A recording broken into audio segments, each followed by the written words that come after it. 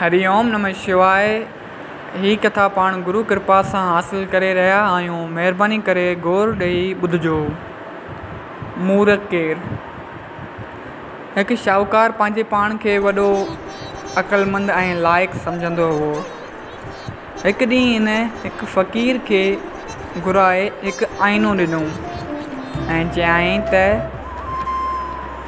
मूर्खनि में वधीक मूर्ख यानी मूर्ख राज हुजे, सभ खां चरियो हुजे, सभ खां वधीक, उन खे वञी ही मुंहिंजो आईनो ॾिजो, आरसी ॾिजो मुंहिंजी हीअ। इन ई आईने में हिकु ई माण्हू जूं अनेक शक्लूं ॾिसण में ईंदियूं हुयूं। इहो महात्मा घुमी घुमी मोटी आयो त शाहूकार खे मौत जी सजा ते पियल ॾिठो। शाहूकार खेसि सुञाणे पुछियो त मुंहिंजी आईनी किथे आहे, जेको मूं तोखे आईनो ॾिनो उहो किथे आहे, उन जो तो छा कयो? महात्मा ॻाल्हि नटाए चयसि त तो का अहिड़ी विद्या ॼाणे थो जेका तोखे महात्मा पुछियो त तूं का अहिड़ी विद्या ॼाणे थो जेका तोखे मौत खां बचाए सघे? शाहूकार जवाबु ॾिनसि त न।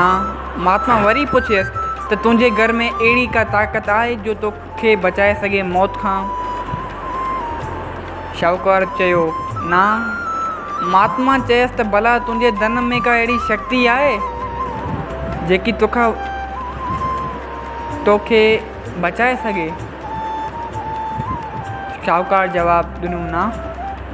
तॾहिं इन ई महात्मा फ़क़ीर इहो आईनो कढी इन खे ॾिनो ऐं चयाईं त तोखां वधीक मां मूर्ख मूं हिन संसार में कोन ॾिठो ऐं मूंखे ॻोल्हींदे बि को अहिड़ो न मिलियो जेको तोखां वधीक मूर्ख हुजे, जेको इहो सभु ॼाणींदे बि घर जे माण्हुनि में ऐं धन में मोह रखंदो रहियो ऐं पंहिंजे जीवन खे ईअं ई खोईंदो वियो।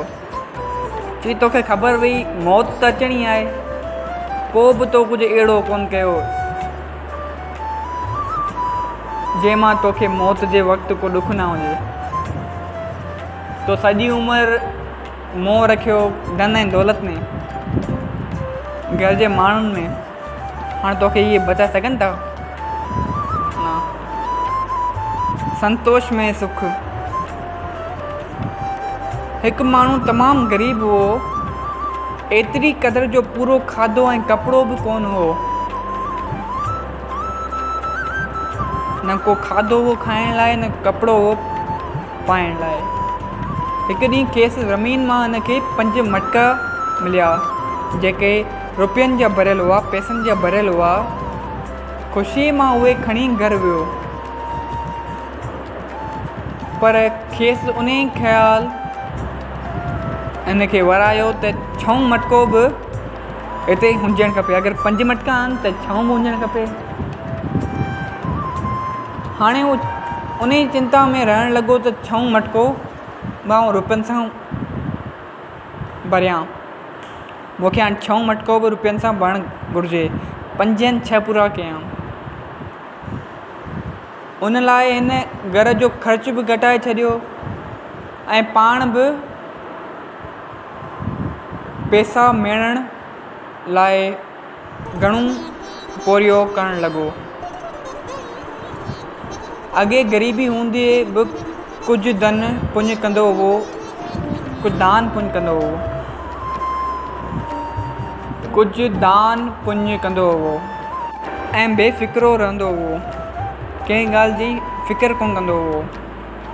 हाणे संतोष न हुअण करे धन मेड़ण जी चिंता लॻी रहंदी हुई हिन खे हर पल। हिन 6 मटके भरण जी कोशिशि कई, पर इहा कोशिशि हिन जी सफल कोन थी। हिकु ॾींहुं छा थियो जो चोर संदसि घर में आया ऐं संदसि रुपयनि सां भरियल मटका खणी हलिया विया।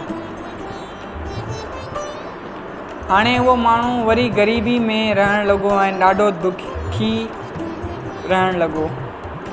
सच आहे त संतोष न आहे त धन हूंदे बि इंसानु दुखी रहे थो ऐं संतोष जे हुअण ते ग़रीबी में बि ख़ुशि गुज़ारे थो। तो जय सिया राम। अगरि हीअ कथा तव्हांखे वणी आहे त पंहिंजनि सां शेयर कयो। जय सिया राम।